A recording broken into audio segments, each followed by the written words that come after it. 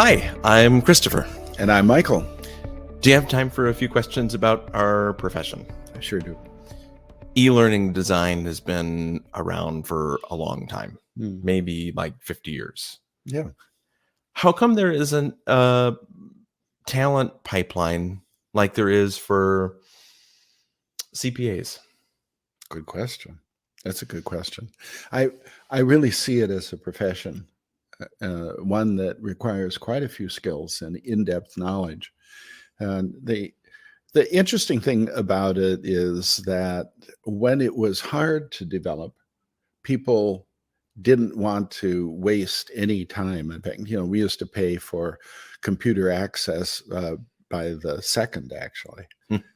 And so before we got busy actually working on the computer, we did a lot of analysis and design work to make sure that we knew exactly what we wanted and had a good reason to think what we were going to do or intended to do was going to be very effective.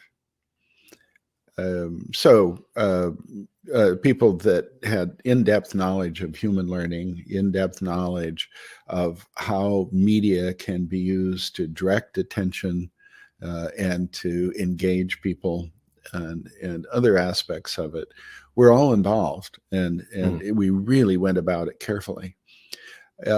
In part because it was expensive. And the ironic thing is when computers became so inexpensive, everyone has them, and they're multimedia capable, which the early ones weren't at all. And there are tools so that you could develop things much faster without having to have years of programming experience. The professionalism in designing and creating the learning experiences actually dropped.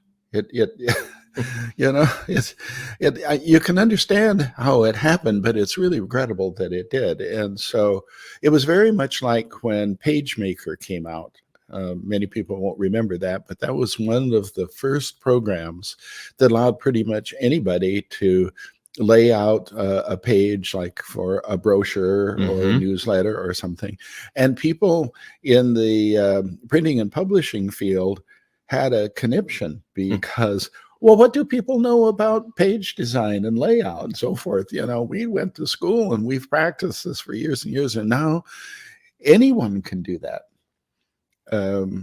Well, and it's true, as they predicted, that a lot of ugly stuff came out just because you could. Well, a lot of ugly training comes out now too, because truly almost everybody can learn the tools out there pretty quickly and develop something, but not necessarily a good something. And that's why we really need people to recognize that so much time, so much cost, so many lost opportunities can result by having someone who, yesterday was doing something quite different. And now we said, gee, we need some training. Why don't you do it? Well, let me pick up on the last bit, because a lot of folks this fall are probably changing careers and looking for other opportunities. Yes. And being digitally distant allows you to do things that you might think you'd get joy out of. Can you make a pitch for why someone should join this profession? Oh, it's a fascinating profession. And it's one of those that once it kind of gets under your skin, it sticks. It's just like being a teacher. I think teachers don't generally go into that profession because of all the money they're going to make. The rewards come from seeing their students grow and become more capable and able. And in e-learning, it's the same thing. I think all of us who work in this field love the feeling that we've helped a lot of people realize more of their potential. And the other thing that's really fun about it is that you often get to learn yourself about a lot of different areas of knowledge and how systems work, how things are done that you may never have thought you'd get to learn about. They always say that a teacher learns more than the students, because preparing yourself to teach requires in-depth knowledge, so you're ready to answer any question that might come up and help anybody with misunderstanding. So you prepare yourself even more deeply when you create these training programs than is probably going to be the outcome of the training program you wrote. If you're a novice, or if you've maybe picked up a tool or two to create some e-learning and you're thinking about making a go of it as a professional, what skills would you recommend they prioritize to make it something that they're going to stick with?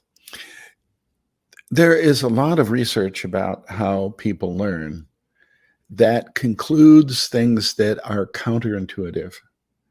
So things that you might think are really the right way to go about teaching often turn out to be ineffective, even though they're commonplace. So many of the things that we've been exposed to as students in the classroom are not good principles upon which to base interactive learning.